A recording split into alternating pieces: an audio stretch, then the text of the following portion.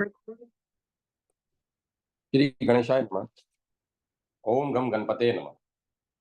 श्री हरि कुर्म पुराण 20वां अध्याय प्रायश्चित प्रकरण में उपपातकों के प्रायश्चित का विधान तथा अन्य उपपातकों के से शुद्धि का उपाय। व्यास जी ने कहा, सुरापान करने वाले द्विजतमों को अग्नि के समान वर्ण वाली प्रतप्त अति उष्ण सुरा का स्वयं पान करना चाहिए। उससे शरीर के दुग्ध होने दग्ध होने पर वह पाप से मुक्त हो जाता है। अथवा अग्नि के समान रंग वाला अति उष्ण गौमूत्र या गोबर का रस अथवा गौ का दूध घृत या जल पीने पर द्विज पाप से मुक्त हो जाता है। उस सुरापान जन्य पाप के शमन के लिए जल से भीगा वस्त्र धारण कर तथा प्रयत्न पूर्वक नारायण हरि का ध्यान कर पुनः ब्रह्म हत्या संबंधी प्रायश्चित व्रत का पालन करना चाहिए। स्वर्ण की चोरी करने वाले ब्राह्मण को चाहिए कि वह राजा के पास जाकर अपने पाप कर्म को बताते हुए कहे, आप मुझे दंडित करें। राजा मूसल लेकर फिर स्वयं उसे एक बार मारे। इस प्रकार वध हो जाने पर ब्राह्मण चोरी रूप महापाप से शुद्ध हो जाता है अथवा तपस्या करने से वह शुद्ध होता है। मूसल अथवा खैर की लकड़ी की लाठी और दोनों और तीक्ष्ण धार वाली शक्ति या लोहे का दंड कंधे पर लेकर उस पाप युक्त ब्राह्मण को राजा के पास केश खोले दौड़ते हुए जाना चाहिए और अपने उस पाप कर्म को बताते हुए कहना चाहिए, मैंने यह कर्म किया, आप मुझे दंड दें। दंड से अथवा यथा शास्त्र प्रायश्चित पूर्वक शरीर परित्याग कर देने से स्वर्ण चोरी रूप पाप कर्म से मुक्त हो जाता है। उसको दंडित न करने से जो राजा चोर का पाप स्वयं प्राप्त कर लेता है। तपस्या द्वारा स्वर्ण की चोरी से उत्पन्न पाप को दूर करने की इच्छा रखने वाले द्विज को चाहिए कि वह चीर फटे पुराने वस्त्र धारण करके जंगल में जाकर ब्रह्म हत्या संबंधी प्रायश्चित व्रत का पालन करे। अथवा अश्वमेध यज्ञ संबंधी अवभृत स्नान करने से द्विज पवित्र हो जाता है। या शुद्ध होने के लिए ब्राह्मणों को अपने भार के बराबर स्वर्ण दान करना चाहिए। अथवा स्वर्ण की चोरी करने वाले ब्राह्मण को उस पाप को दूर करने के लिए 1 वर्ष तक ब्रह्मचर्य व्रत का पालन करते हुए कृच्छ व्रत करना चाहिए। काम से मोहित होकर गुरु की भार्या के साथ गमन करने वाले ब्राह्मण को लोहे से बनाई गई कृष्ण वर्ण की तप्त एवं उदीप्त स्त्री का आलिंगन करना चाहिए। अथवा स्वयं लिंग या एवं अंडकोश को काटकर और अपनी अंजलि में रखकर निष्कपट भाव से दक्षिण दिशा की ओर तब तक जाना चाहिए जब तक शरीर पात न हो जाए। गुरु के लिए मारे जाने से भी गुरु पत्नी गामी शुद्ध हो जाता है। अथवा ब्रह्म हत्या संबंधी व्रत का पालन करना चाहिए। या 1 वर्ष तक कांटों से युक्त शाखा का आलिंगन करते हुए गुरु पत्नी से गमन करने वाले को नियम पूर्वक नीचे भूमि पर सोना चाहिए। इससे वह गुरु पत्नी गामी पाप मुक्त हो जाता है। अथवा ब्राह्मण को चीर कंथा वस्त्र धारण कर समाहित होकर 1 वर्ष तक कृच्छ व्रत करना चाहिए। या अश्वमेध यज्ञ के अवभृत स्नान करने से व्यक्ति शुद्ध हो जाता है। अथवा सर्वदा ब्रह्मचर्य पूर्वक व्रत धारण कर अष्टम काल अर्थात चौथे दिन सायंकाल में भोजन करना चाहिए। इसके पूर्व प्रयत्न पूर्वक एक ही स्थान पर एक ही आसन से रहकर केवल जल पीते हुए 3 दिन व्यतीत करना चाहिए।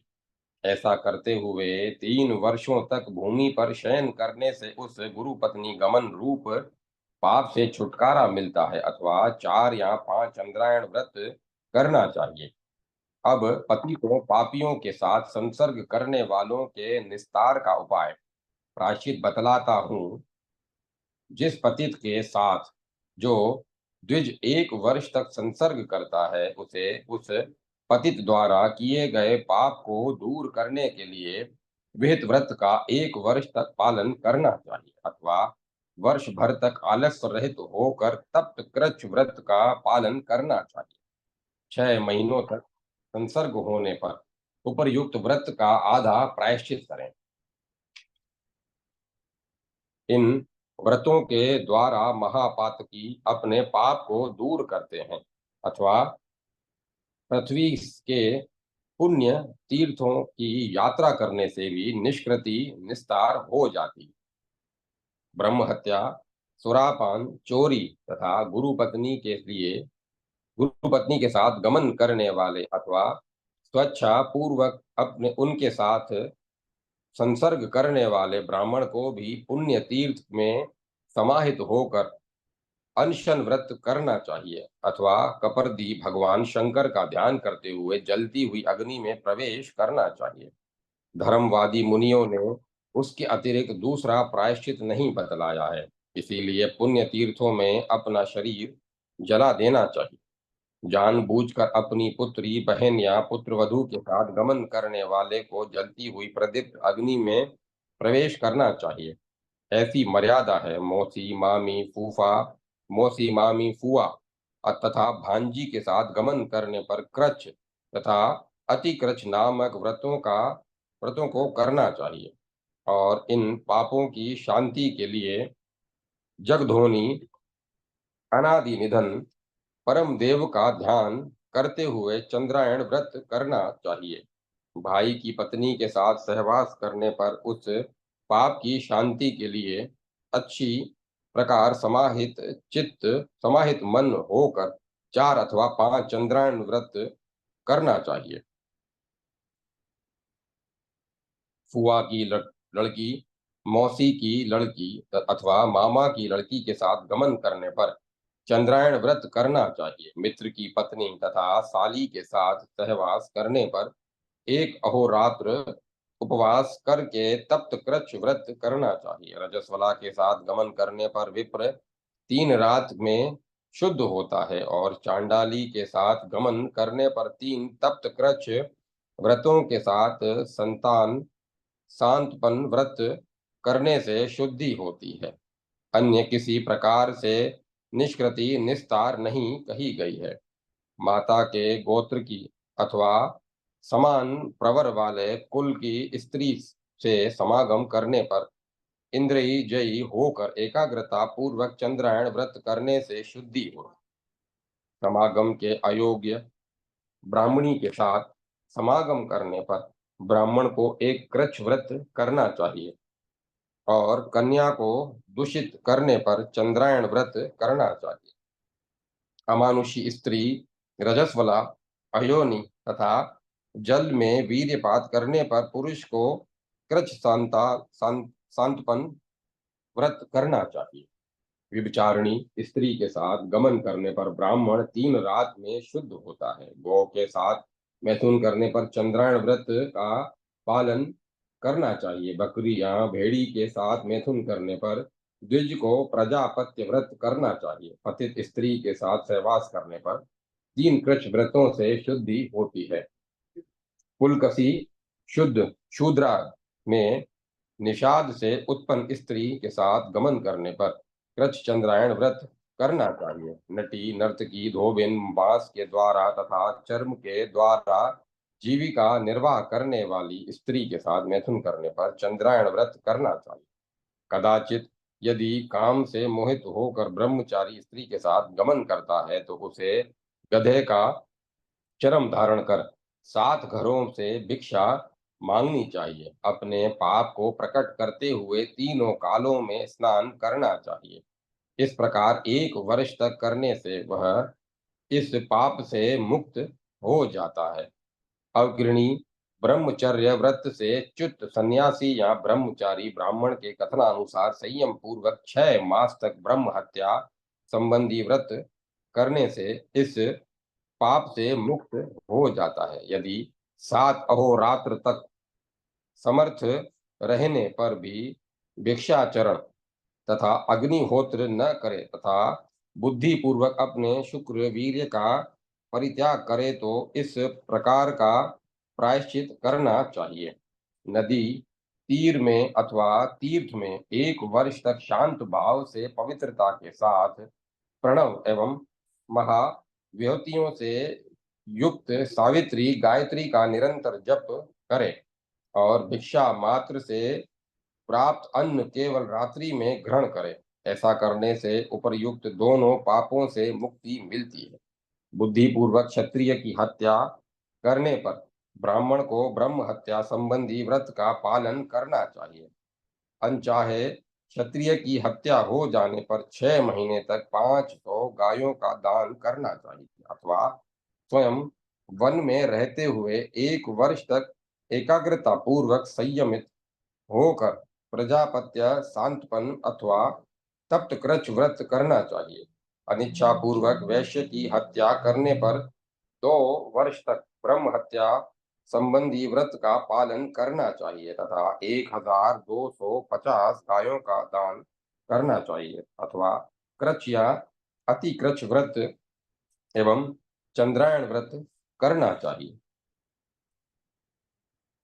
प्रमादवश शूद्र की हत्या करने पर उस पाप के शमन के लिए 1 वर्ष तक ब्रह्म हत्या का व्रत करना चाहिए और 1125 गौओं का दान करना चाहिए।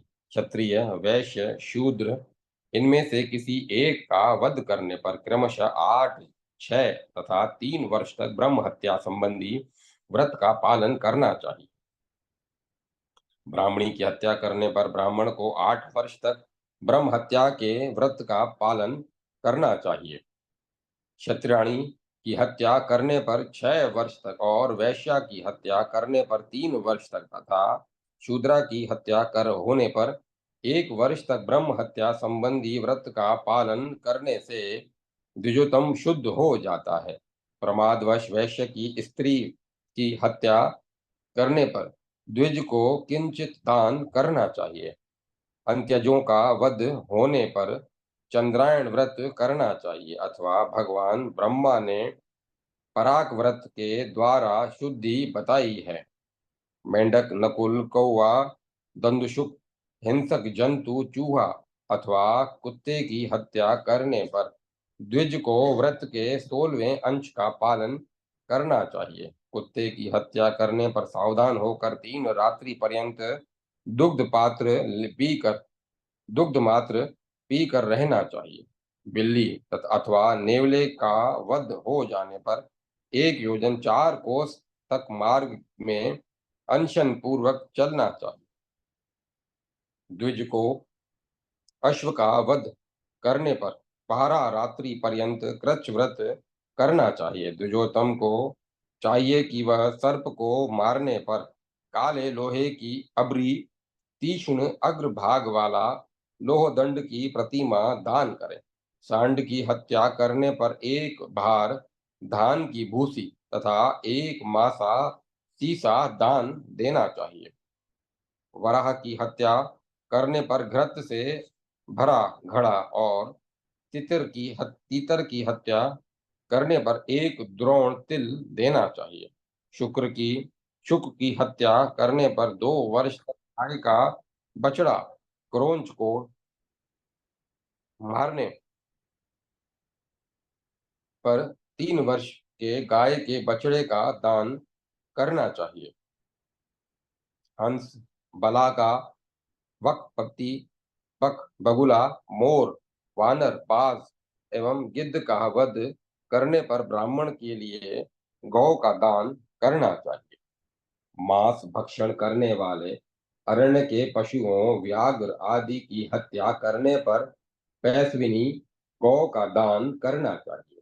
मांस न खाने वाले पशुओं हिरण खंजरीट आदि की हत्या करने पर गौ की बछड़ी का दान करना चाहिए और ऊंट का वध करने पर कृष्ण का भुंगची अर्थात 1 रति स्वर्ण का दान करना चाहिए। अस्थि वाले पशु पक्षी का वध करने पर ब्राह्मण को किंचित दान करना चाहिए और बिना अस्थि वाले पशु पक्षी का वध होने पर प्राणायाम करने से शुद्धि होती है। फलदार वृक्षों के काटने पर 100 ऋचाओं का जप करना चाहिए। गुलुमवली लता तथा फूल वाले वृक्षों और अन्य सभी प्रकार के रस वाले फल तथा पुष्प देने वाले वृक्षों को नष्ट करने पर घृत प्राशन करने से शुद्धि होती है। हाथी का वध करने पर तप्त कृच्छ व्रत करने से शुद्धि होती है। प्रमादवश गौ की हत्या करने पर चंद्रायण अथवा पराग व्रत करना चाहिए और जानबूझकर वध करने पर इस हिंसा का कोई प्रायश्चित नहीं है। इस प्रकार 6000 श्लोकों वाली श्री कुरुम पुराण संहिता के ऊपरी विभाग में 32वां अध्याय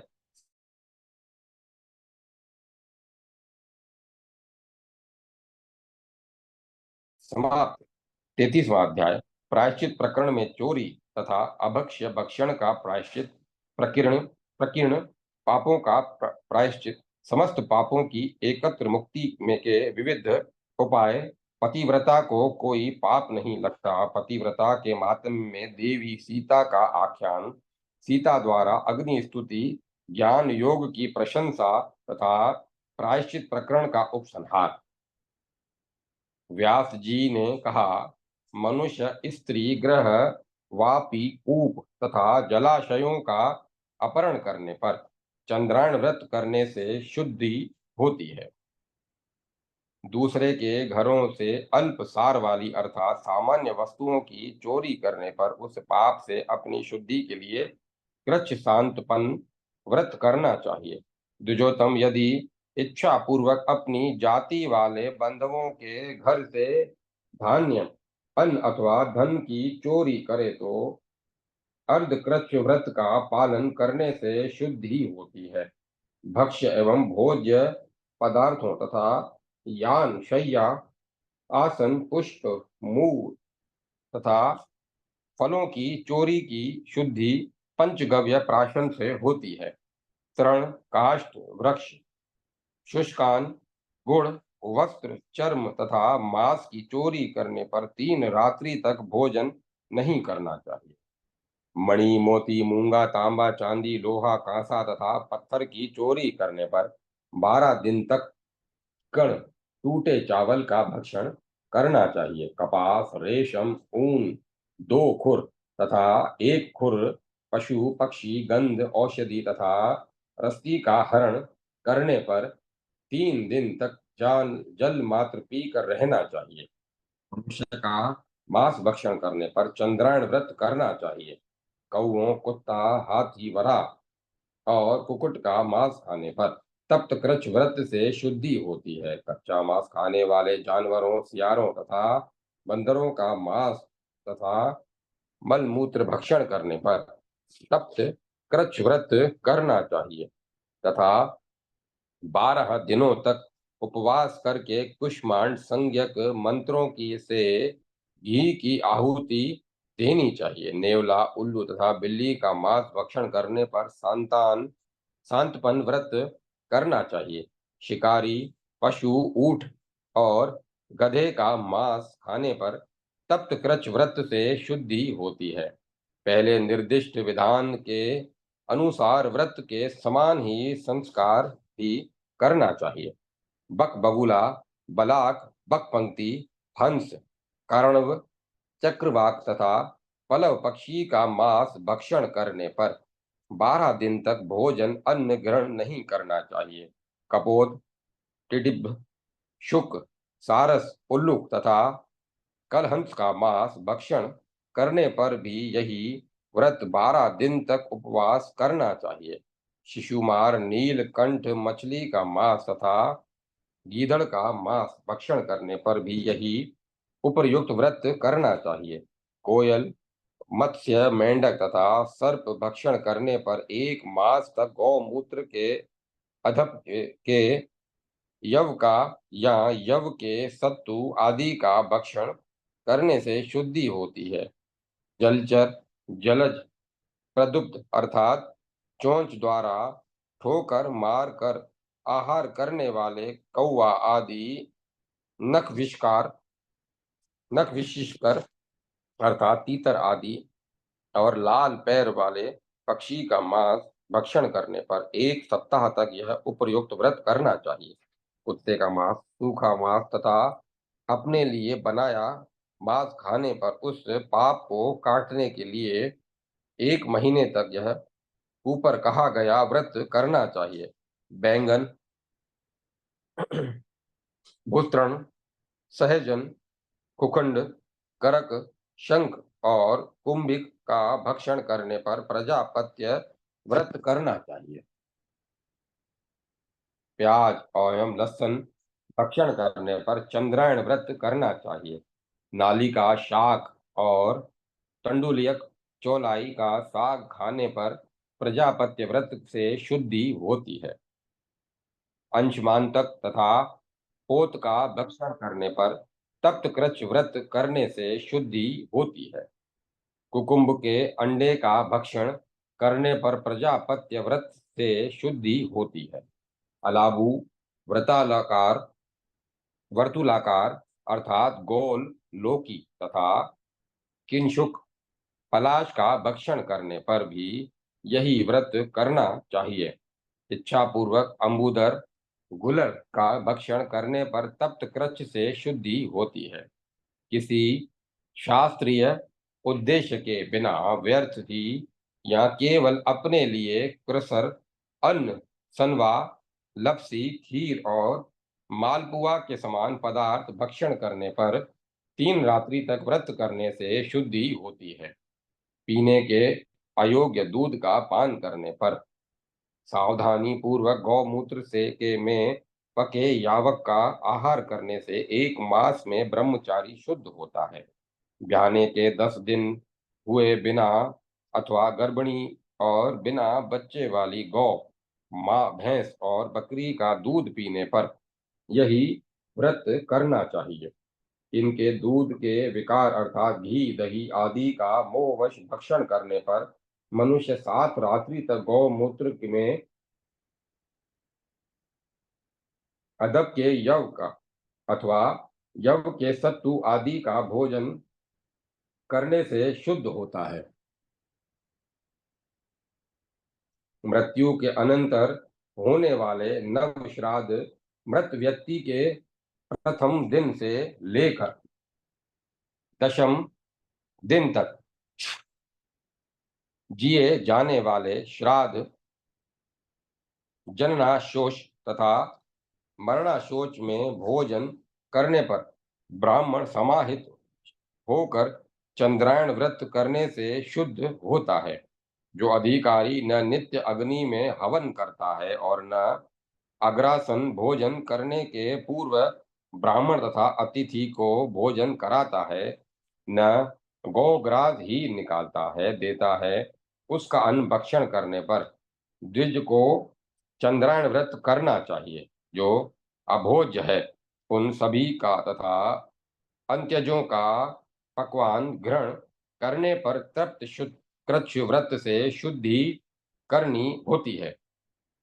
बिना जाने चांडाल का अन्न भक्षण करने के द्विज को भली भांति चंद्रायण व्रत करना चाहिए और जानबूझकर ऐसा करने पर 1 वर्ष तक कृच्छ व्रत का पालन करके पुनः द्विजत्व प्राप्ति के लिए संस्कार करना चाहिए। स्वराभिन मद का पान करने पर चंद्रायण व्रत करना चाहिए और अभोज्यान भक्षण करने पर प्रजापत्य व्रत से शुद्धि होती है। मल मूत्र एवं वीर का भक्षण करने पर भी यही प्रजापत्य नामक व्रत करना चाहिए। अन्य सभी न कहे गए पापों में यथाविधि 1 दिन का उपवास करना चाहिए। ग्राम सूकर, गधा, ऊंट, श्रृगाल, बंदर तथा कौवे के मल मूत्र का भक्षण करने पर द्विज को चंद्रायण व्रत करना चाहिए।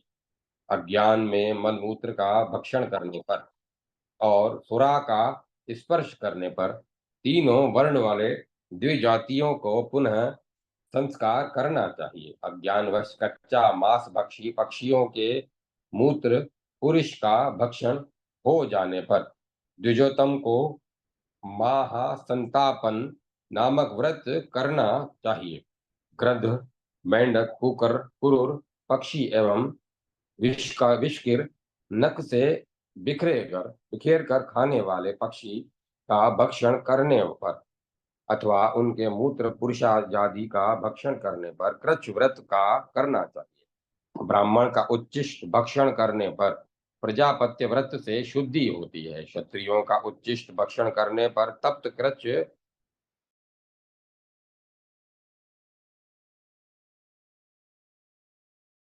ग्रहण करने पर अति कृच्छ और शूद्र का उच्चिष्ट ग्रहण करने पर ब्राह्मण को चंद्रायण व्रत करना चाहिए। सुरा के पात्र में जल पीने पर चंद्रायण व्रत करना चाहिए। कुत्ते का जूठा खाने पर द्विज की शुद्धि 3 रात्रि तक उपवास करने से होती है। कुत्ते का पित्तशेष इच्छा पूर्वक ग्रहण करने वाले को 3 रात तक गौमूत्र से में पके हुए यवान का आहार मात्र ग्रहण करना चाहिए। यदि मल तथा मूत्र आदि से दूषित जल का पान कर ले तो उस पाप की शुद्धि के लिए सांतपन नामक व्रत बतलाया गया है। चांडाल के कूप से तथा उसके बर्तनों में यदि ज्ञान पूर्वक ब्राह्मण जल पी ले तो उस पाप की शुद्धि के लिए कृच्छ संतापन व्रत नामक व्रत करना चाहिए। चांडाल के द्वारा स्पर्श हुआ जल पीने पर द्विजोतम 3 रात्रि तक पंचगव्य ग्रहण करने से शुद्ध होता है। महापातकी का स्पर्श होने पर बिना स्नान किए यदि द्विज जानबूझ कर मोहवश भोजन करता है तो उसे तप्तकृच्छ करना चाहिए। प्रमादवश महापातकी चांडाल या रजस्वला का स्पर्श कर भोजन करने पर 3 रात्रि पर्यंत उपवास से शुद्धि होती है। भगवान ब्रह्मा ने कहा है कि स्नान के योग्य व्यक्ति यदि बिना स्नान किए भोजन करता है तो वह अहोरात्र उपवास करने से शुद्ध हो जाता है, किंतु ज्ञान पूर्वक भोजन करने पर कृच्छ व्रत करने से शुद्धि होती है। शुष्क, बाकी आदि तथा गौ आदि द्वारा दूषित उच्चिष्ट पदार्थों का भक्षण करने पर 1 दिन का उपवास अथवा कृच्छ व्रत चतुर्थांश व्रत करना चाहिए। अज्ञान में अभोज्य पदार्थों के भक्षण से होने वाले पाप की शुद्धि के लिए संवत्सर के अंत में ब्राह्मण को बार बार कृच्छ व्रत करना चाहिए और जानबूझकर ऐसा होने पर ऐसा विशेष रूप से करना चाहिए। संस्कारहीन पुरुषों का यज्ञ कराने और दूसरों का अंत्येष्टि कर्म तथा अभिचार कर्म करने पर 3 कृच्छ व्रत करने से शुद्धि होती है। ब्राह्मण आदि के द्वारा मारे गए पुरुषों का दहादि कर्म करने से गौमूत्र में पके यवान का आहार करने और प्रजापत्य व्रत करने से शुद्धि होती है। तेल लगाकर और मल मूत्र का त्याग करने, शमशु शमशुकर्म करने, दाढ़ी आदि बनाने तथा मैथुन करने पर अहोरात्र उपवास करने से शुद्धि होती है। एक दिन गृह अग्नि का त्याग करने अथवा उस अग्नि में हवन न करने से द्विजोतम 3 दिन उपवास करने से शुद्ध होता है और 3 दिन तक नित्य हवन न करने पर 6 दिनों के उपवास से शुद्ध होता है। प्रमादवश उस प्रमादवश 10 दिन अथवा 12 दिनों तक गृहाग्नि का त्याग करने पर उस पाप की शुद्धि के लिए चंद्र कृष्ण चंद्रायण व्रत करना चाहिए। भगवान प्रभु ने बताया है कि पतित व्यक्तियों से द्रव्य लेने पर उस द्रव्य का त्याग कर देने से शुद्धि होती है। साथ ही कृच्छ संतापन व्रत करना चाहिए।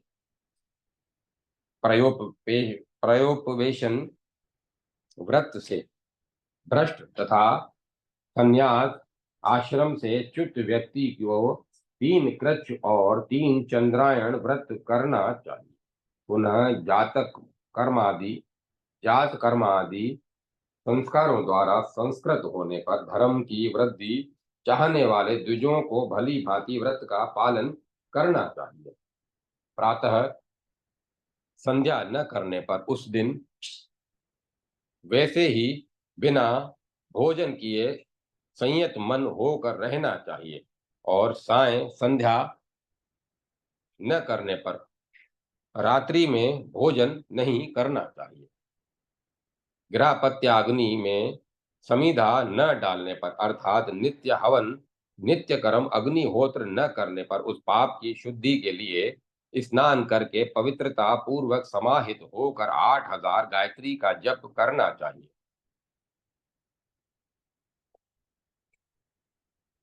गृहस्थाश्रम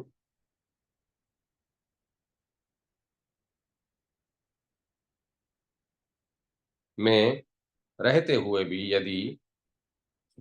यदि प्रमाद से संध्या नहीं करता है तो स्नान करके उपवास करने से वह शुद्ध हो जाता है और थकान के कारण संध्या न करने वाला संयम मन एकाग्र कर पश्चाताप मात्र करने से शुद्ध हो जाता है। वेद में बताए गए नित्य कर्मों का लोप करने तथा स्नातक के व्रत का लोप करने पर स्नातक को 1 दिन का उपवास करना चाहिए। अग्नि का परित्याग करने वाले द्विजतम को 1 वर्ष तक कृच्छ व्रत करना चाहिए और संस्कारहीन व्यक्ति चंद्रायण व्रत करने और गोदान करने से शुद्ध हो जाता है। नास्तिकता करने वाले द्विज को प्रजापत्य व्रत का पालन करना चाहिए। देवता से तथा गुरु से द्रोह करने पर तप्त कृच्छ व्रत करने से शुद्धि होती है। इच्छा पूर्वक ऊंट या गधे की सवारी करने पर 3 रात्रि पर्यंत उपवास करने से शुद्धि होती है। इसी प्रकार नग्न होकर जल में प्रवेश करने पर 3 रात तक उपवास करना चाहिए।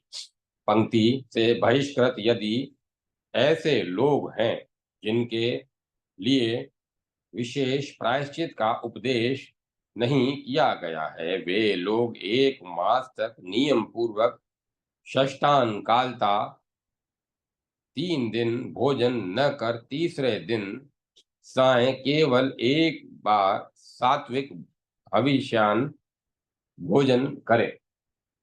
संहिता जप वेद संहिता के मंत्रों का पाठ करें तथा शाकल होम बोध्यायन स्मृति भ्रष्टाचार अध्याय 3 के अनुसार करें तो शुद्ध हो सकते हैं। नीला या लाल वस्त्र धारण करने पर ब्राह्मण 1 अहोरात्र उपवास करने के अनंतर स्नान कर पंचगव्य का पान करने से शुद्ध होता है। चांडाल को वेद धर्म शास्त्रों तथा पुराणों का उपदेश करने से चंद्रायण से शुद्धि होती है। इसके अतिरिक्त उसकी निष्कृति निस्तार का कोई अन्य उपाय नहीं। उद्बंधन फांसी आदि द्वारा मारे व्यक्ति का कदाचित स्पर्श होने पर ब्राह्मण चंद्रायण अथवा प्रजापत्य व्रत करने से शुद्ध होता है। समाजवश यदि झूठे मुंह बिना आचमन किए द्विज चांडाल आदि का स्पर्श करता है तो उसे स्नान कर 8000 गायत्री का जप करना चाहिए। ब्रह्मचारी को तो समाहित होकर 3 रात्रि उपवास करके भली भांति 100 बार द्रुपदा मंत्र का जप करना चाहिए और फिर पंचगव्य प्राशन करने पर उसकी शुद्धि होती है। जो उच्चिष्ट मुख द्विज इच्छा पूर्वक चांडाल तथा पतित आदि का स्पर्श करता है उसे शुद्धि के लिए प्रजापत्य व्रत करना चाहिए। चांडाल अशोच युक्त व्यक्ति शव रजस्वला स्त्री उनसे स्पृष्ट व्यक्ति तथा पतित का स्पर्श करने पर शुद्धि के लिए स्नान करना चाहिए। प्रमादवश चांडाल, अशोच युक्त व्यक्ति तथा शव इनके स्पर्श किए व्यक्ति का स्पर्श होने पर स्नानोपरांत आचमन करके एकाग्र होकर गायत्री जप करना चाहिए। दुर्योत्तम यदि जानबूझकर चांडाल आदि द्वारा स्पर्श किए व्यक्ति का स्पर्श करे तो उसे उस पाप की शुद्धि के लिए स्नान करके आचमन करना चाहिए, ऐसा पिता महदेव ने कहा है। भोजन करते समय ब्राह्मण के गुदा मार्ग से कदाचित मलस्राव हो जाए तो शौच करने के अनंतर स्नान करना चाहिए और उपवास करके घृत से हवन करें।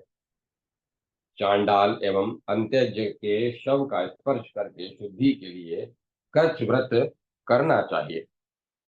उपटन आदि लगाने के बाद अस्पर्श्य व्यक्ति का स्पर्श होने पर एक अहोरात्र उपवास करने से शुद्धि होती है। सुरा का स्पर्श करके द्विज 3 प्राणायाम करने से शुद्ध होता है। प्याज प्याज लहसुन का स्पर्श होने पर घृत का प्राशन करने से शुद्धि होती है। कुत्ते के काटने पर ब्राह्मण को कुत्ते के स्पर्श के प्रायश्चित के साथ 3 दिन सायंकाल केवल दूध पीना चाहिए। नाभि के ऊपरी भाग में काटने पर यदि यही क्रिया प्रायश्चित 2 बार करनी चाहिए। इसी प्रकार बाहु में काटने पर यही क्रिया 3 बार और मस्तक में काटने पर 4 बार करनी चाहिए। अथवा कुत्ते के काटने पर दुर्योधन को स्नान करके गायत्री का जप करना चाहिए। स्वस्थ रहते और धन होने पर भी यदि द्विजोतम प्रतिदिन विहित 5 महायज्ञों को बिना संपन्न किए भोजन करता है, वह अधकृच्छ व्रत करने से शुद्ध होता है। जो अग्निहोत्री ब्राह्मण पर्वों में उपस्थान नहीं करता और जो ऋतु काल में भार्या के साथ सहवास नहीं करता, वह भी अर्ध कृच्छ व्रत करने से शुद्ध होता है। कोई आर्त मल मूत्र के वेग से आर्त त्रस्त व्यक्ति यदि जल में के अभाव का त्याग अकस्मात कर देता है, क्या जल के मध्य में रहता हुआ ही अकस्मात मल मूत्र का त्याग कर देता है तो मल मूत्र का प्रक्षालन कर ग्राम या नगर आदि के बाहर नदी आदि में शरीर पर धारित समस्त वस्त्रों के साथ उसे स्नान करना चाहिए तथा गौ का स्पर्श करना चाहिए, तभी शुद्धि होती है। पूछकर सूर्योदय काल तक शयन करने वाले अथवा आलस्यवश सोए रहने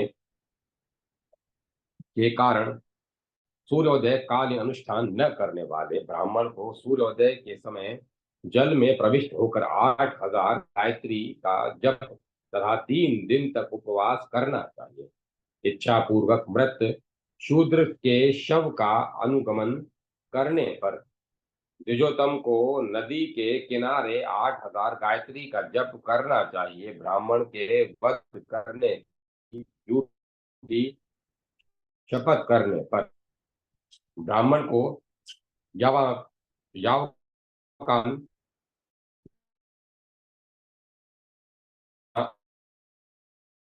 अन्य पदार्थ से चंद्रायण व्रत करना चाहिए। एक ही पंक्ति में बैठे हुए ब्राह्मणों को विषम दान करने व्रत करने से शुद्धि होती है।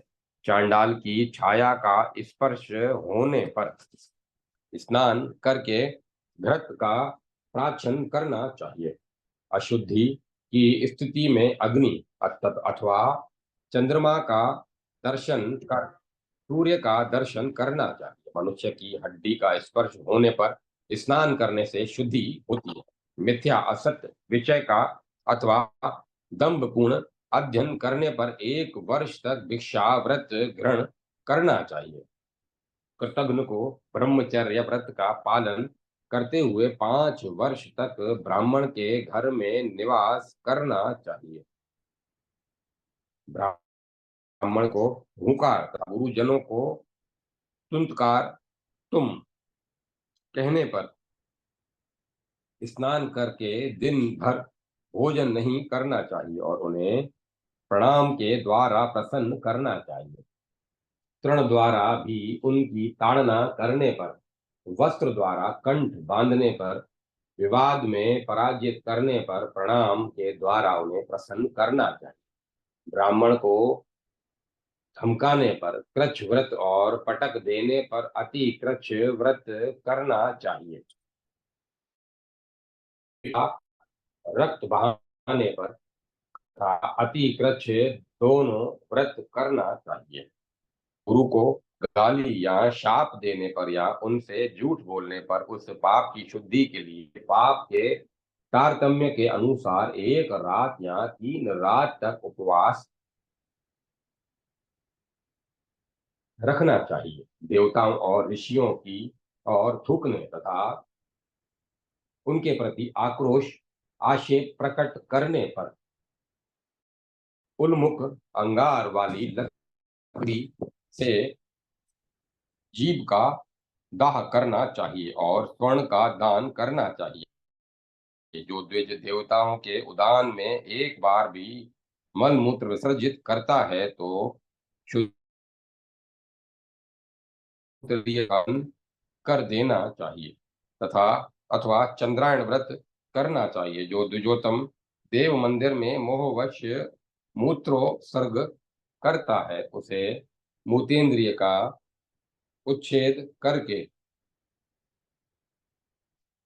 चंद्रायण व्रत करना चाहिए। देवता, ऋषि तथा देवतुल्य महापुरुषों, माता, पिता, गुरु आदि की निंदा करने पर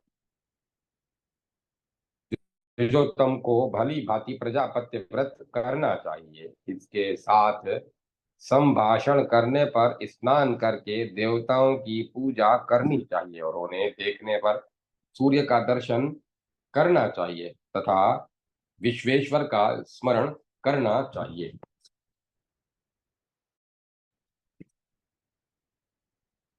जो सभी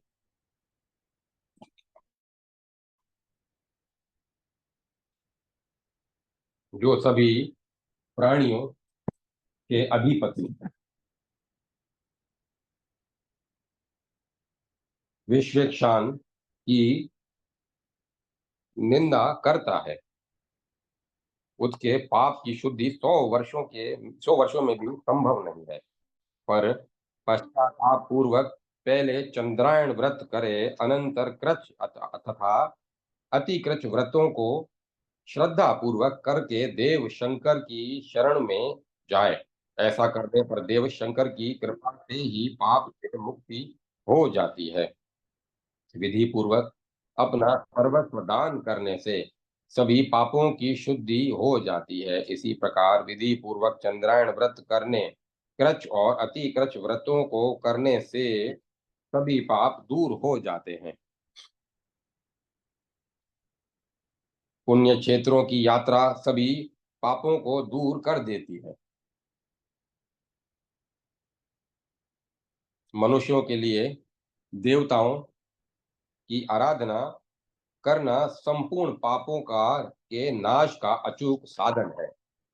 अमावस्या तिथि आने पर जो शिव की भली भांति आराधना करता है और ब्राह्मणों को भोजन कराता है वह सभी पापों से मुक्त हो जाता है।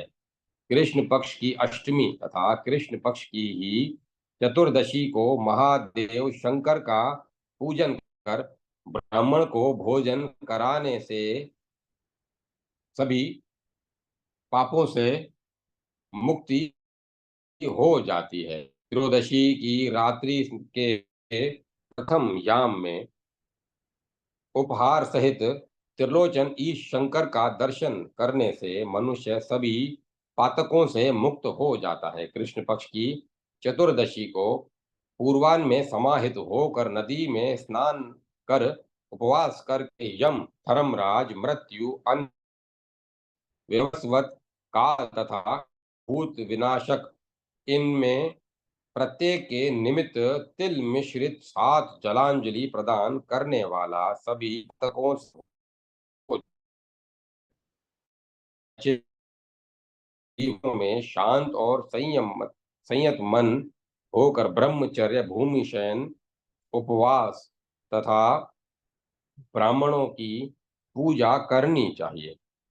अमावस्या को पितामह ब्रह्मा को उदिप उदिष्ट करके तीन ब्राह्मणों की पूजा करने से सभी पातकों से मुक्ति हो जाती है। शुक्ल पक्ष की षष्ठी को समाहित होकर उपवास करके सप्तमी को सूर्य देव की पूजा करनी चाहिए। इससे सभी पापों से मुक्ति हो जाती है। शनिवार को भरणी नक्षत्र और चतुर्थी तिथि होने पर ऐसे योग में जो मनुष्य यमराज का पूजन करता है वह 7 जन्मों के में किए गए पापों से मुक्त हो जाता है। शुक्ल पक्ष की एकादशी को निराहार रहकर द्वादशी को जनार्दन की पूजा करने से महापापों से मुक्ति मिल जाती है। सूर्य तथा चंद्र ग्रहण आदि समयों में जप, तप, तीर्थ सेवा और देवता तथा ब्राह्मणों का पूजन महापातकों से शुद्ध करने वाला होता है। सभी पापों से युक्त होने पर भी जो मनुष्य नियम पूर्वक पुण्य तीर्थों में प्राणों का त्याग करता है वह समस्त पापों से मुक्त हो जाता है।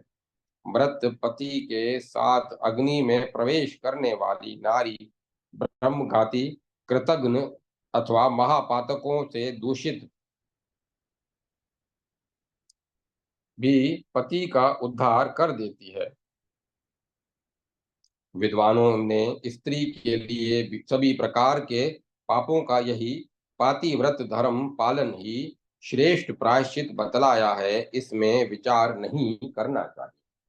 जो नारी पतिव्रता है और पति की सेवा शुश्रूषा में अनुरक्त है उसके लिए न तो इस लोक में कोई पाप है और न परलोक में।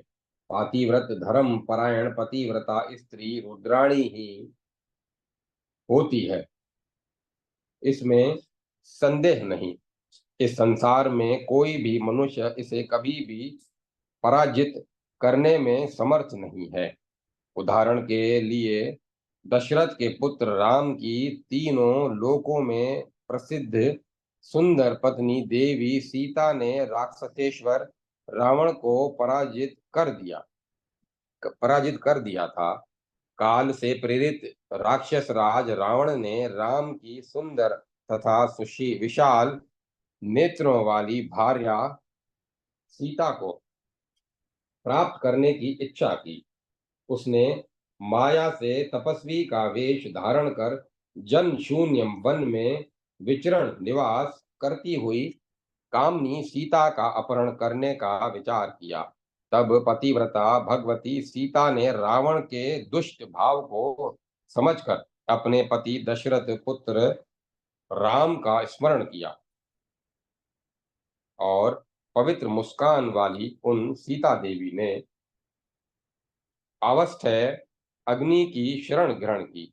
राम की पत्नी सीता देवी हाथ जोड़कर साक्षात पति के समान सभी दोषों को नष्ट करने वाली महायोग रूप अच्युत अग्नि की शरण में गई और उनकी स्तुति करने लगी।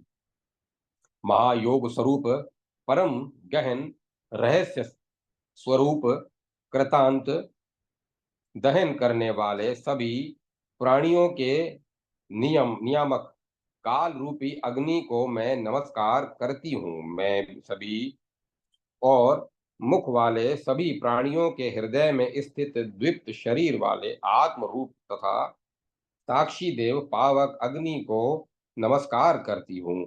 मैं ब्राह्मणों के उपकारक ब्रह्म रूपी कृतिवासा शरणागत वत्सल परम पद रूप भूतेश वहिर की शरण ग्रहण करती हूँ। मैं जगन मूर्ति, सभी तेजों के उद्भव स्थान, महायोगेश्वर, परमेष्टि, आदित्य और ओमकार रूप देव की शरण ग्रहण करती। मैं महाग्रास, त्रिशूली, भोग एवं मोक्ष रूप फलों के प्रदाता, योगियों के ईश और रुद्र स्वरूप कालाग्नि की शरण ग्रहण करती हूँ। मैं भूर्भुव तथा स्व स्वरूप हिरण्यमय गर्भ में सुगुप्त, विरूपाक्ष तथा अमित तेजस्वी आप महान की शरण ग्रहण करती हूँ। सभी प्राणियों में अवस्थित वैश्वनरी वैश्वनर की मैं शरण ग्रहण करती हूँ। मैं हव्य तथा कव्य को वहन करने वाले ईश्वर वही देव की शरण में हूँ। मैं उस पर तत्व वारणीय वर्णीय साक्षात सविता और तेजो रूप परम ज्योति अग्नि की शरण ग्रहण करती हूँ। अव्यवाहन, आप मेरी रक्षा करें। इस वृहद कष्ट का जप करके यशस्विनी उन्मिलित नेत्रों वाली राम की पत्नी सीता मन से राम का ध्यान करती हुई स्थित हो गई। स्तुति करने के अनंतर उस अवस्थ्य अग्नि से अत्यंत उद्दीप्त स्वरूप वाले, दुष्ट भाव वाले रावण पर क्रुद्ध करने होने के कारण तेज से जलते हुए के समान भगवान महेश्वर हव्यवाह प्रकट हो गए। रावण के वध की इच्छा से मायामयी सीता को उत्पन्न कर वे पावक अग्निदेव धर्ममयी सीता को लेकर अंतर्हित हो गए। धर्ममयी सीता जैसी ही उस मायामयी सीता को देखकर राक्षस राज रावण उसे ही लेकर सागर के मध्य में स्थित लंका को चला गया। रावण का वध करके भगवती सीता को प्राप्त कर लक्ष्मण सहित राम का मन शंका युक्त हो गया। जन सामान्य को विश्वास दिलाने के लिए वह माया से निर्मित सीता उद्दीप्त अग्नि में प्रविष्ट हो गई।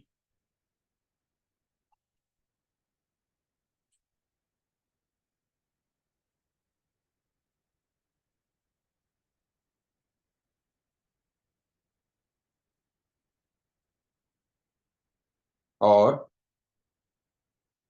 अग्नि ने उन्हें अपने में मिला लिया। मायामयी सीता को अपने में लीन कर लेने के पश्चात उग्र किरणों वाले भगवान पावक अग्नि ने राम को वास्तविक सीता का दर्शन कराया। इससे पावक देवताओं के प्रिय बन गए।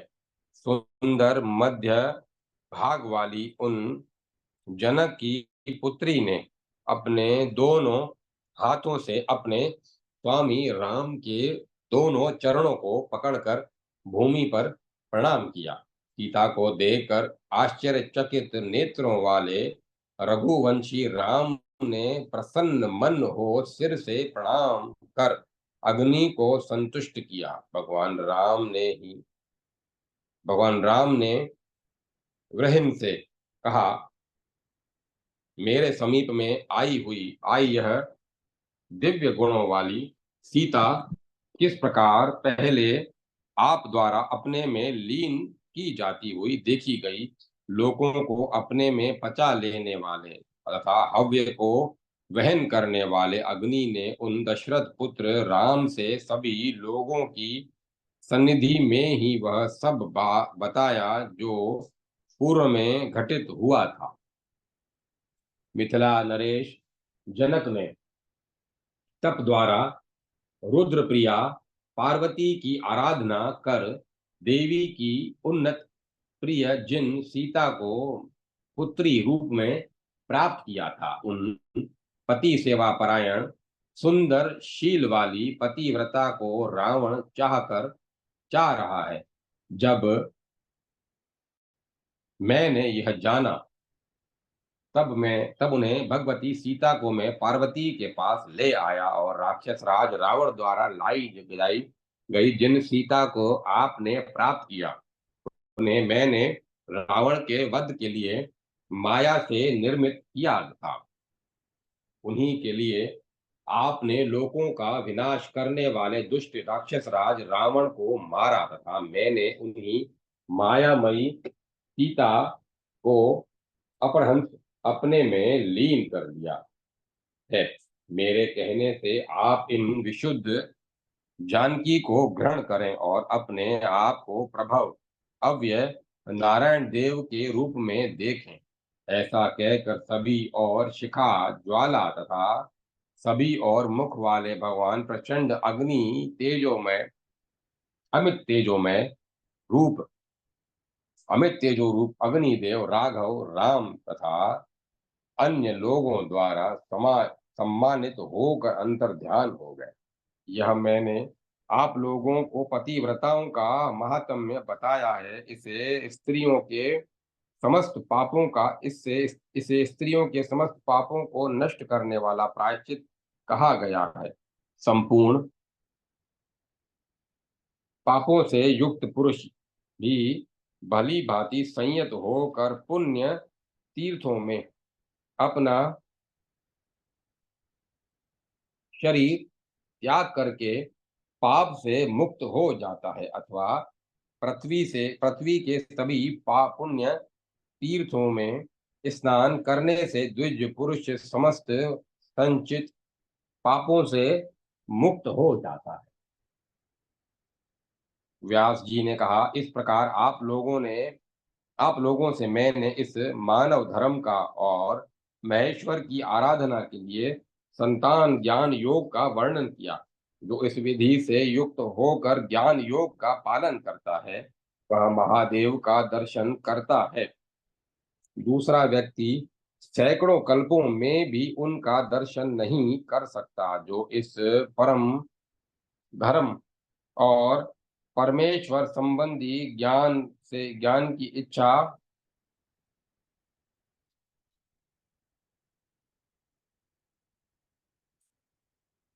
जो इस परम धर्म और परमेश्वर संबंधी ज्ञान की स्थापना अधिकारी लोगों में प्रतिष्ठा करता है, संसार में उससे बढ़कर और कोई नहीं है।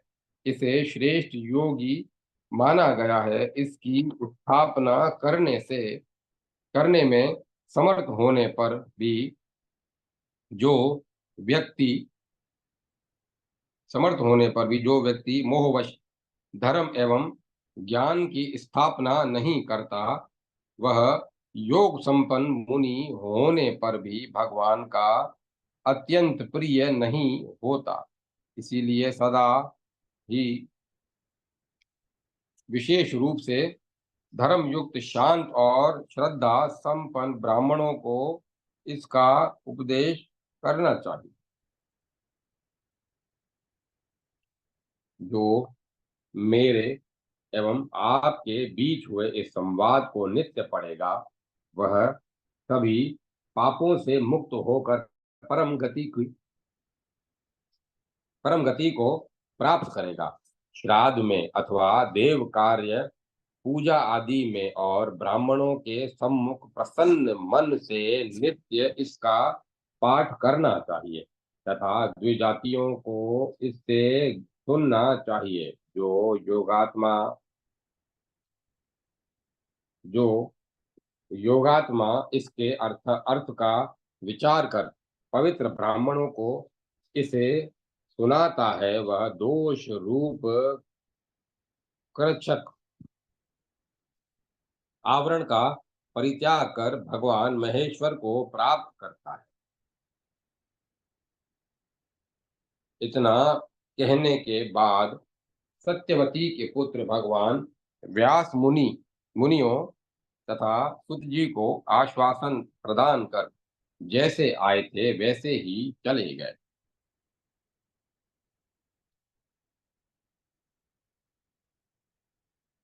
इस प्रकार 6000 श्लोकों वाली श्री कुरुम पुराण संहिता के ऊपरी विभाग में 33वां अध्याय समाप्त हुआ। जय माता सरस्वती। जय मां सरस्वती। 34वां अध्याय। तीर्थ महात्म्य प्रकरण के में प्रयाग, गया, एकार्म तथा पुष्कर आदि विविध तीर्थों की महिमा का वर्णन, सप्त सारस्वत तीर्थ के वर्णन से शिव भक्त मंडक मुनि का आख्यान। ऋषियों ने कहा, रोमहर्षण, अब आप मुझ हर अब आप हमें इस संसार में जो महान तथा प्रसिद्ध तीर्थ है उन्हें बतलाएं। रोमहर्षण बोले, हे श्रेष्ठ मुनियों, आप लोग सुने।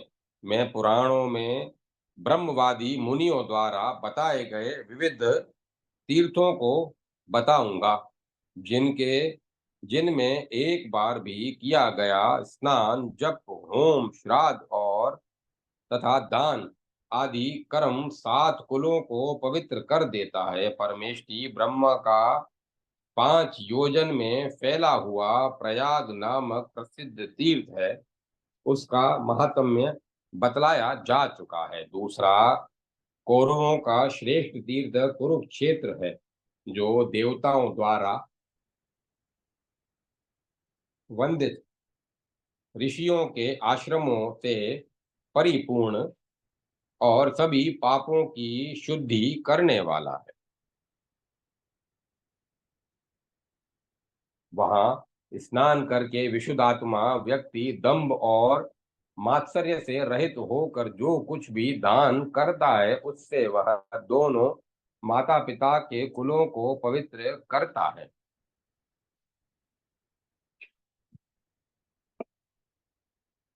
गया नामक परम गृह तीर्थ पितरों को अत्यंत प्रिय है।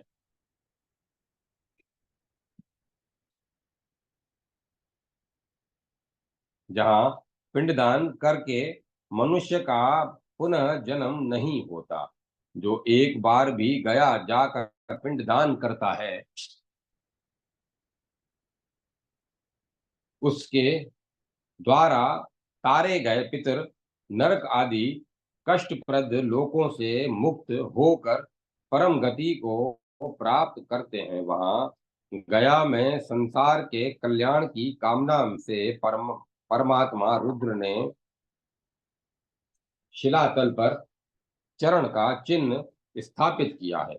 वहां पर पितरों को पिंडदान आदि द्वारा प्रसन्न करना चाहिए।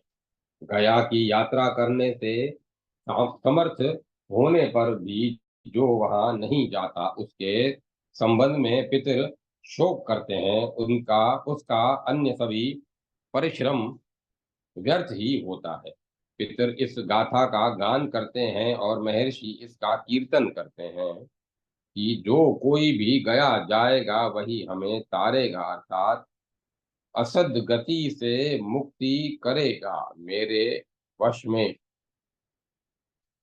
मेरे वंश में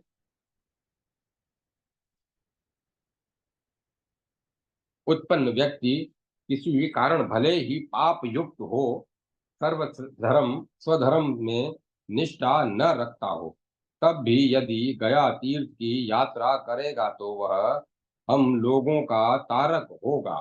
शीलवान और गुणवान पुत्र बहुत से पुत्रों की अभिलाषा करनी चाहिए, क्योंकि उन सभी में से कोई एक तो गया जाएगा। इसीलिए सभी प्रयत्नों के द्वारा विशेष रूप से ब्राह्मण को तो गया जाकर समाहित मन से विधिवत पिंडदान करना चाहिए। मनुष्य जो मनुष्य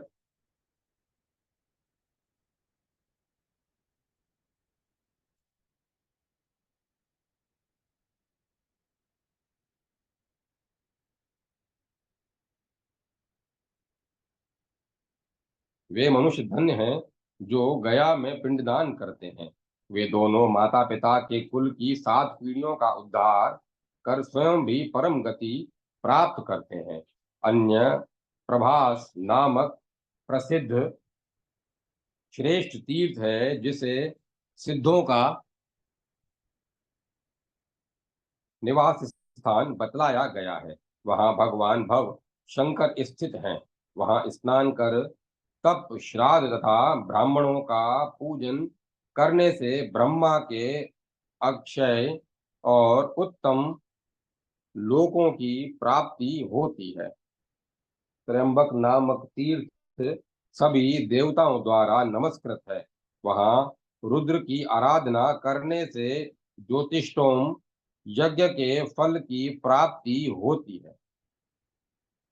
वह कपर्दी तथा स्वर्णाक्ष महादेव की भली भांति आराधना करने से, ब्राह्मणों की पूजा करने से निश्चय ही प्राण गाणपत्य पद की प्राप्ति होती है। परमेष्टि रुद्र का सोमेश्वर नामक श्रेष्ठ तीर्थ सभी प्रकार की व्याधियों का हरण करने वाला पवित्र तथा रुद्रलोक की प्राप्ति कराने का साधन है।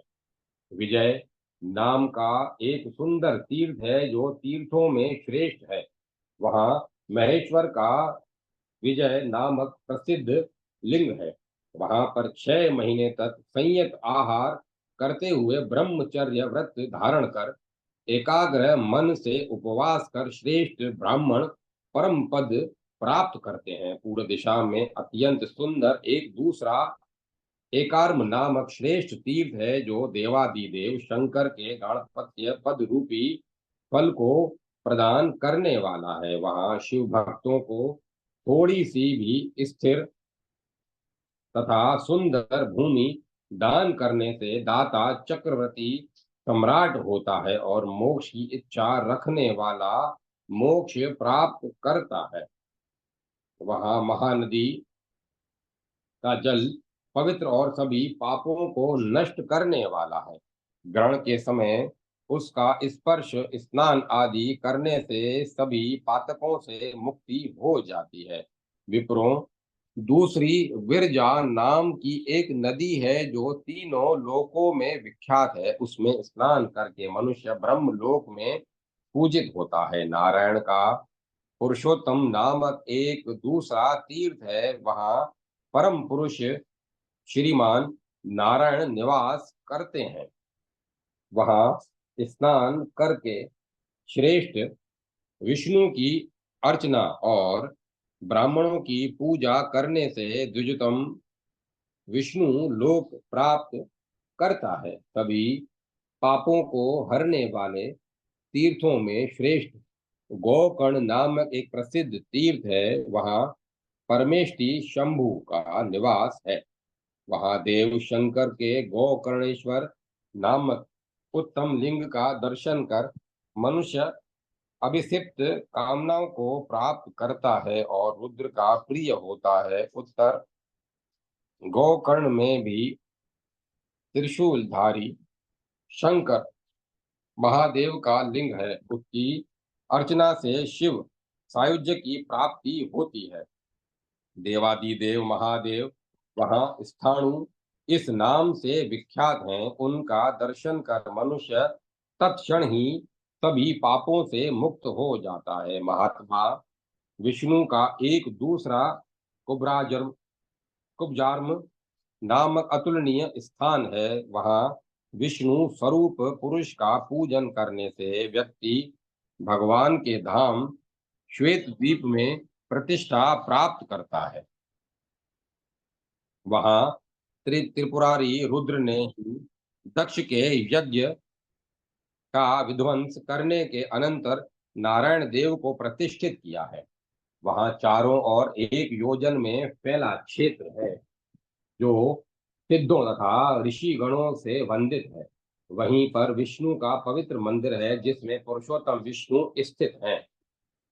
अद्भुत कर्मा विष्णु का एक दूसरा कोका मुख नाम का तीर्थ है। वहां मृत मनुष्य पापों से मुक्त हो जाता है और विष्णु के सारूप्य नामक मोक्ष को प्राप्त करता है। सालग्राम नाम का महातीर्थ विष्णु की प्रीति को बढ़ाने वाला है। वहां पापों का त्याग कर मनुष्य ऋषिकेश का दर्शन करता है।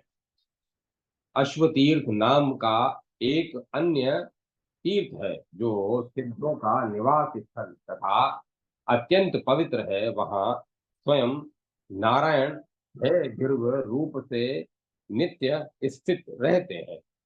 परमेष्टि ब्रह्मा का पुष्कर नामक तीर्थ तीनों लोकों में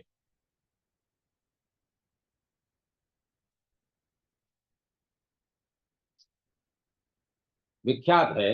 वह सभी पापों को नष्ट करने वाला तथा वहां मरने वालों को ब्रह्मलोक प्रदान करने वाला है। जो द्विजोतम मन से भी पुष्कर का स्मरण करता है, वह सभी पातकों से मुक्त हो जाता है और इंद्रलोक में देवराज इंद्र के साथ आनंद करता है। वहां गंधर्वों, यक्षों, नागों, राक्षसों तथा द्विजों के समूहों के साथ देवता पद्मजन्मा ब्रह्मा की उपासना करते हैं।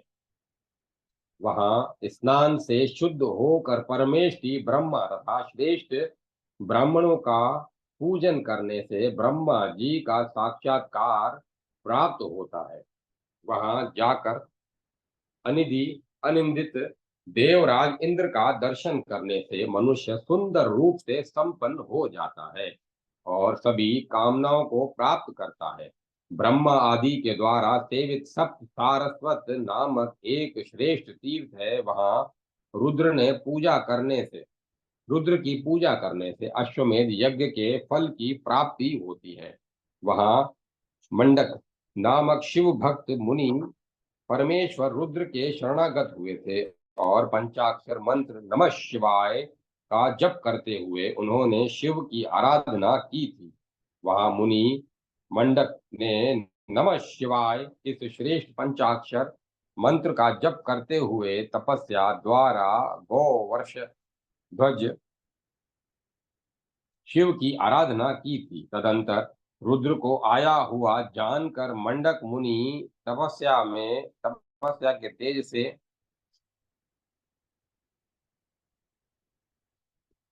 तपस्या तदंतर रुद्र को आया हुआ जानकर मंडक मुनि तपस्या के तेज से उदित हो गए और आनंद तिरेक से नृत्य करने लगे। भगवान रुद्र ने उनसे पूछा, आप क्यों नृत्य कर रहे हैं?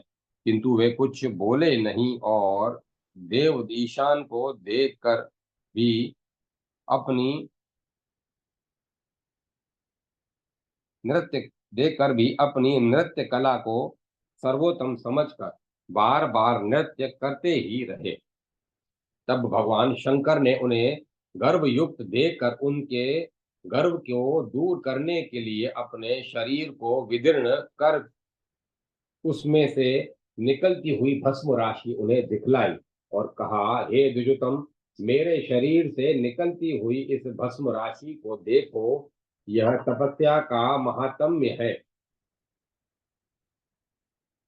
आपके समान दूसरा भी है मुनि पुंगव। आप तपस्या के गर्भ से गर्वित होकर नृत्य कर रहे हैं। यह एक तपस्वी के लिए उचित नहीं है। मैं आपसे भी अधिक नृत्य कला में कुशल बड़ा तपस्वी हूँ। मुनि श्रेष्ठ मंडक से ऐसा कहकर वे वीर भद्रष्टा वे विश्वद्रष्टा तथा संसार के संहारक रुद्र परम भाव में स्थित होकर नृत्य करने लगे। वे रुद्र हजारों सिर, हजारों आंख और हजारों चरण वाले भयंकर दाढ़ों से युक्त मुख वाले ज्वाला मालाओं से व्याप्त तथा अत्यंत भीषण रूप वाले हो गए। तदंतर उन मंडक ने उन अशेष विराट शरीर वाले त्रिशूलधारी के पार्श्व भाग में विशाल नेत्रों वाली सुंदर विमल विलास युक्त हजारों सूर्यों के समान तेज वाली और प्रसन्न मुख वाली देवी शिवा को देखा। मुस्कुराते हुए विश्वेश्वर शिव तथा अमित घृति संपन्न शिवा को स्थित देखकर मुनीश्वर मंडक का हृदय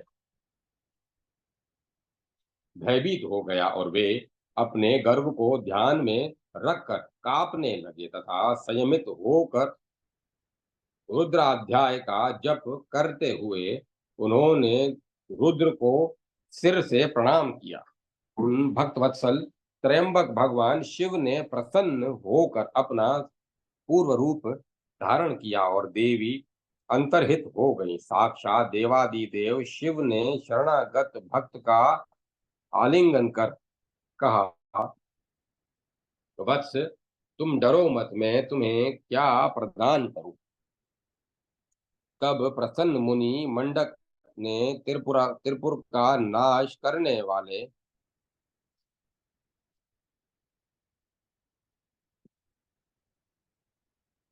तब प्रसन्न मुनि मंडक ने त्रिपुर का नाश करने वाले गिरीश हर को सिर से प्रणाम कर पूछने की इच्छा से कहा, महादेव, आपको नमस्कार है। महेश्वर, आपको नमस्कार है। सभी और मुख वाला आपका यह भयंकर कौन सा रूप है, और आपके पार्श्व भाग में स्थित होकर सुशोभित होने वाली वे देवी कौन है, जो सहसा अंतर ध्यान हो गई। मैं सब कुछ जानना चाहता हूँ। मंडक के इतना कहने पर त्रिपुरदाहक महेश्वर हर ने मंडक से अपने योग तथा देवी का इस प्रकार वर्णन किया। मैं हजार नेत्रों वाला, सर्वात्मा, सभी और मुख वाला, सभी पापों को जलाने वाला, काल काल को भी उत्पन्न करने वाला हर हूँ। मैं मेरे द्वारा ही समस्त चेतन और अचेतन स्वरूप जगत प्रवृत्त किया जाता है। मैं ही वह अंतर्यामी और मैं ही वह पुरुष तथा पुरुषोत्तम हूँ, जिसकी त्रिगुणात्मिका प्रकृति रूप परम माया मुनियों के द्वारा सनातनी शक्ति और जगत का मूल कारण कही जाती है। मैं सर्व मैं वही सर्वदा मैं वही सर्वज्ञ पुरुष हूँ, जो माया द्वारा विश्व को व्योमित करता है और जिसे श्रुति नारायण पर अव्यक्त तथा माया रूपी कहती है। मैं इसी प्रकार सदा इस जगत की स्थापना करता हूँ। मैं प्रकृति से उस पुरुष को संयुक्त करता हूँ, जो 25 तत्वों से एकमात्र चेतन प्रमुख तत्व है। इसी प्रकार यह देव चेतन कुटस्थ निर्विकार सर्वत्र विद्यमान निर्मल नित्य पुरुष अपनी ही मूर्ति प्रकृति से संगत होकर समस्त जगत की सृष्टि करता है। इसी पुरुष को देव, मनुष्य, ब्रह्मा, विश्व रूप एवं पितामह के रूप में समझना चाहिए। इस प्रकार मैंने आपको भली भांति परमात्मा के सृष्टि कर्तव्य को बतलाया है। मैं अद्वितीय, अनादि, संहार करने वाला विभु तथा भगवान काल हूँ। परम भाव का आश्रय ग्रहण करने पर मनीषी लोग मुझे रुद्र कहते हैं। मेरा ही अपराशक्ति विद्या देवी के नाम से प्रसिद्ध है। मेरे विद्या रूप देह का और मेरा आपने दर्शन किया है। इस प्रकार ये सभी तत्व प्रधान पुरुष और ईश्वर रूप है। श्रुति ने इन्हें ही विष्णु, ब्रह्मा और काल रूप भगवान रुद्र कहा है। ये तीनों ही अनादि तथा अनंत ब्रह्म में स्थित हैं। अतः श्रुति का कथन है कि ये तीनों देव तदात्मक परम पुरुष ईश्वर रूप, वही अव्यक्त रूप, वही अक्षर रूप, आत्मानंद स्वरूप, परम तत्व, चिन्ह मात्र और परम पद रूप हैं हैं आकाश रूप एवं निष्कल ब्रह्म है। वास्तव में परम तत्व ईश्वर के अतिरिक्त अन्य कुछ भी नहीं है। ऐसा जानकर भाव आपको भक्ति योग का अवलंबन होकर मेरी पूजा तथा वंदना करनी चाहिए। तदंतर आपको इस शाश्वत पुरुष के दर्शन होंगे। इतना कहकर भगवान हर अदृश्य हो गए। मुनि मंडक वहीं सप्त सारस्वत तीर्थ पर भक्ति योग के द्वारा रुद्र की आराधना करने लगे। यह अतुलनीय पवित्र तीर्थ ब्रह्म ऋषियों द्वारा सेवित है। इसका सेवन कर विद्वान ब्राह्मण सभी पातकों से मुक्त हो जाता है। इस प्रकार 6000 श्लोकों वाली श्री कुरुम पुराण संहिता के ऊपरी विभाग में 24वां अध्याय समाप्त हुआ। जय माता सरस्वती। जय मां सरस्वती। ओम तत्सत। ओम तत्सत। ओम तत्सत। अब कथा को विराम दिया जाता है।